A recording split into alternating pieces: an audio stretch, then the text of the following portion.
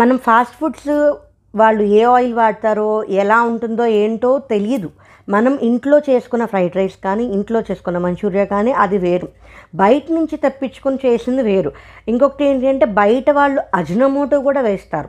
బయట fried rice కానీ నూడిల్స్లో కానీ ఖచ్చితంగా అజినోమోటో వేస్తారు. అజినోమోటో తినకూడదు. అసలు ప్రెగ్నెన్సీ అప్పుడు కాదు, ప్రెగ్నెన్సీకి ప్రయత్నం చేస్తున్న వాళ్ళు కూడా అజినోమోటో తినకూడదు.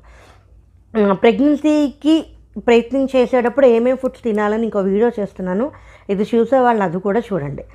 ఇంతకీ ఇప్పుడు ఈ విషయానికి వచ్చేస్తే జంక్ ఫుడ్ తినకూడదు, ఫాస్ట్ ఫుడ్స్ తినకూడదు. దాని తర్వాత స్పైసీ ఫుడ్, విపరీతమైన కారాలు. కొంతమంది గొడ్రు కారాలు తినేస్తూ ఉంటారు. ఆవకాయ కలుపుకున్నా కూడా ఆవకాయ కందిపొడి కూడా చాలా భయంకరమైన కారం కలుపుకొని తినేస్తారు.